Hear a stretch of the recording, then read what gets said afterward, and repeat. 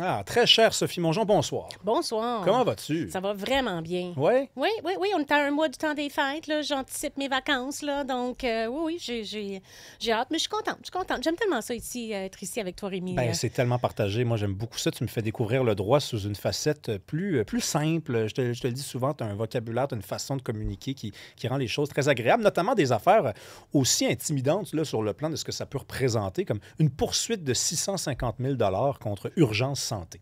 Oui, effectivement, au Québec, là, on est cheap.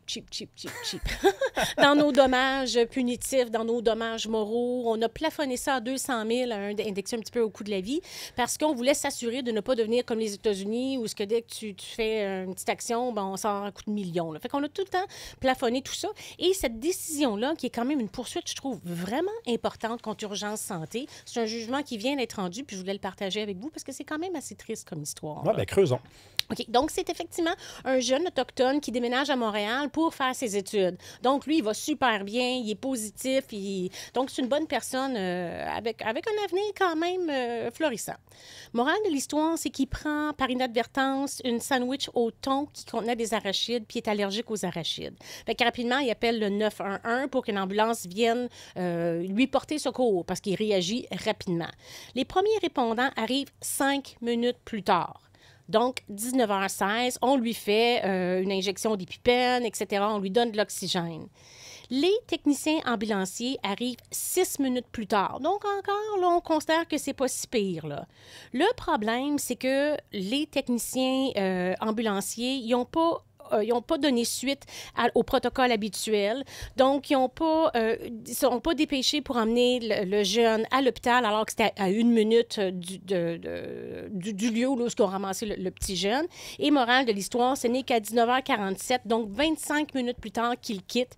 Ils arrivent finalement à l'hôpital et étant donné que leur téléphone était brisé dans l'ambulance et parce qu'ils n'ont pas suivi le protocole d'appeler d'avance, ben, l'hôpital ne savait pas qu'ils s'en venaient. Donc, ils n'ont pas préparé la chambre, la pièce avec de choc là, pour recevoir les gens en cas d'urgence. Attends, il n'y a aucun des ambulanciers qui a un téléphone cellulaire. Il y a juste un téléphone dans l'ambulance, puis il ne marche pas, puis on ne peut pas communiquer. Ben, c'est pour ça que je vous raconte cette histoire-là, parce que je trouve que c'est aberrant en même temps. Là. Fait que là, effectivement, je n'avais même pas pensé à ça, l'histoire du téléphone. Il aurait pu prendre son téléphone puis appeler. Là. Ben là, honnêtement, je crois pas. Mettons, si la version, c'est les téléphones sont gardés au bâtiment, dans la salle des impôts, je crois pas à ça. Tout le monde a son téléphone sur soi aujourd'hui en 2025. Ben, quand il arrive à l'hôpital, ben, c'est un peu trop tard. Il a la peau bleutée. Les traitements sont retardés parce qu'on n'a pas fait de préavis. La chambre de choc n'est pas prête. Et effectivement, la salle de choc, pardon, c'est ce que je cherchais. Finalement, il y a un arrêt cardiaque à 8h04 et il décède 5 jours plus tard. Donc, à ce moment-là, on regarde le jeune qui avait un avenir important. Puis là, finalement, la famille est dans tous ses états, Ben oui. avec juste raison, parce qu'on a identifié 11 fautes de urgence santé. 11? 11 fautes. Donc, en faisant 11 fautes, c'était clair qu'ils ont engagé leur responsabilité. Donc, ils peuvent être condamnés à un dommage. Parce qu'effectivement, pour poursuivre une entité ou une personne, il faut que tu prouves qu'il y a un dommage, une faute, puis le dommage. C'est pas juste une faute. Il faut qu'il y ait les deux. Oui, bien sûr. Donc, morale de l'histoire, la façon que ça s'est décliné, là, laissez-moi juste reprendre mes notes ici. Donc, effectivement, finalement, lui, ils ont donné une somme forfaitaire de 40 500 pour les douleurs et souffrances qu'il aurait eu avant son décès. Donc, la fameuse heure là, où il a dû souffrir et voir la mort s'en venir. Il savait, c'est lui qui avait appelé le 911. Chaque parent a reçu 129 000. Sa sœur a reçu 42 000. Les grands-parents ont reçu 18 000 chaque et la copine 22 500 et le père finalement 41 776 pour un total de 442 000 alors qu'au départ que la poursuite était de 600 quelques mille. Donc, je trouve ça plate premièrement qu'Urgence Santé se retrouve probablement à payer cette somme-là. C'est probablement ses assurances responsabilités qui vont le payer, mais malgré tout, ce qu'on constate, c'est que c'est une grosse somme d'argent pour des fautes qui auraient pu être évitées. Ah, par contre, je t'écoute raconter cette histoire-là, Sophie, puis j'ai un petit malaise. Les parents, les proches, la blonde du gars, pourquoi on donne de l'argent à ces gens-là? Bien, Parce qu'en passant, c'est parce que j'ai cru déduire quand même que c'est les citoyens qui vont payer pour ça. Là. Bien, Urgence, bien, on le temps de tribunal, etc. Mais Urgence Santé, je pense, c'est un organisme indépendant, c'est pas un organisme gouvernemental, peut-être quasi-gouvernemental, en tout cas. Bref, morale de l'histoire, bien, c'est tous les gens qui étaient dans son entourage et qui auraient pu profiter de son futur, qui profitaient de sa présence. Donc, Mais c'est... il y a des gros montants pour un ensemble de familles. Là, Non, je comprends. Il y a 3 actions collectives contre la STM, dont une contre un syndicat. Oui, donc contre le syndicat de l'STM. Donc, effectivement, là, on constate qu'on ne parle pas souvent des usagers qui ont acheté une carte opus, qui, en principe, avaient payé pour un mois, puis finalement, ils n'ont pas accès à rien, ils n'ont pas eu le service comme tel. Fait qu'il y a 2 actions collectives qui sont contre la STM, mais il y en a un brave qui a dit, ben moi, je ne poursuis pas juste la STM, je poursuis le syndicat également. Donc, on a une première action collective du 10 juin 2025 où on poursuit pour le passage en juin. On se rappelle qu'il y a eu une grève en juin pendant le Grand Prix. Bien sûr qu'on s'en rappelle. Donc, à ce moment-là, l'action collective, c'est de rembourser le frais, le tarif, et probablement un dommage-intérêt punitif plus tard qui va être bien documenté. Par la suite, on en a un autre du 12 juin 2025 et c'est là qu'on rentre le syndicat.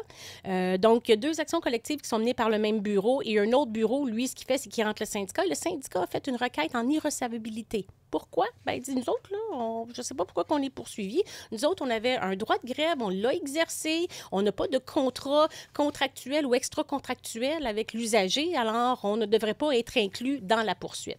Les 3 causes que je vous mentionne là, il y en a un autre, là, laissez-moi juste finir, il y en a un autre pour tous les transports de septembre, octobre et novembre 2025. Ça, c'est une nouvelle du 11 septembre 2025.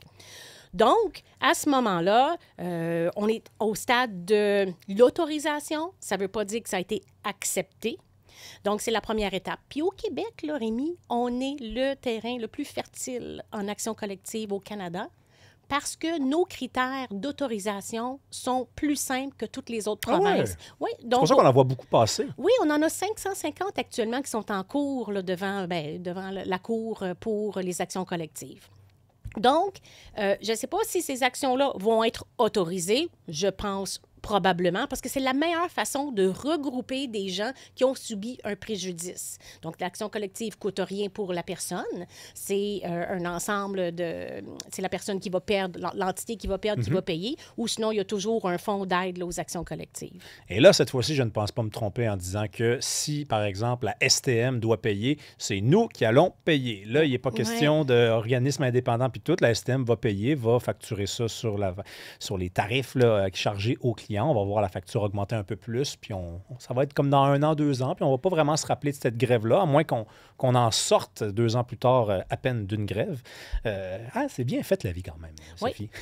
Mais quand le jugement va être rendu, bien, je t'en ferai part, je vous en ferai part. À ce moment-là, on va pouvoir voir là, comment ça nous a coûté finalement. Merci beaucoup, Sophie Mongeon. Merci. On s'en reparle jeudi. On s'en reparle, nous, à la maison, demain à 18h. Merci d'écouter le 99.5 Montréal.